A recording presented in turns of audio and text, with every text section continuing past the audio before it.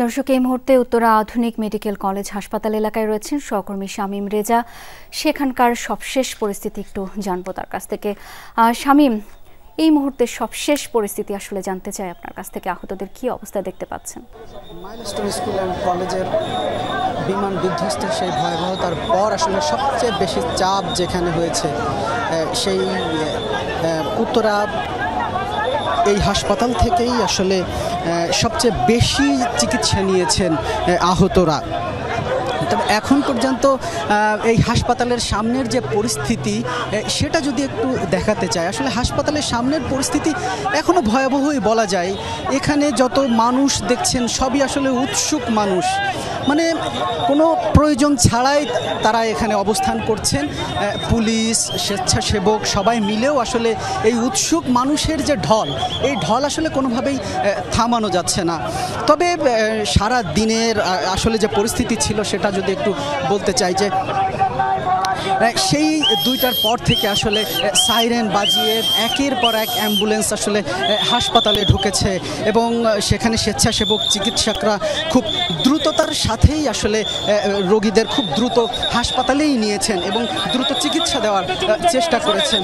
তবে সর্বশেষ আসলে আমরা যেটা দেখেছি যে এখানে যেসব স্বজনরা এখানে এসেছেন তারাও আসলে এসে তাদের যেসব শিশুরা আছেন তাদেরকে আসলে খুঁজে পাচ্ছিলেন না।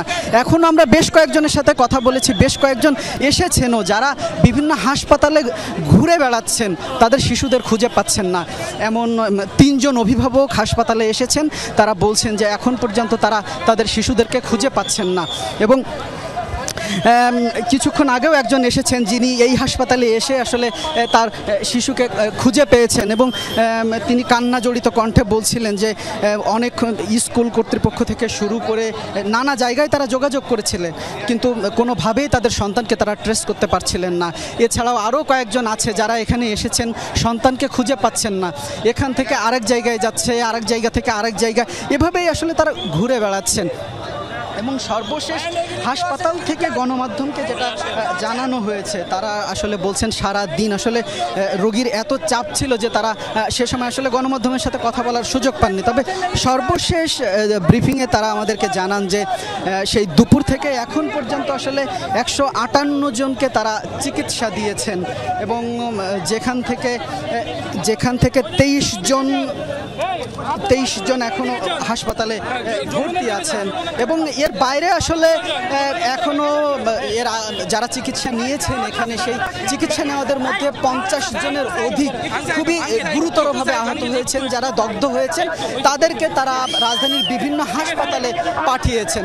এবং এখানকার পরিস্থিতি যে এখনও খুবই খারাপ উৎসুক জনতার কারণে, সেটা দেখতেই পাচ্ছেন। শাওন, দেখছিলাম সরাসরি শামীম আপনার মাধ্যমে।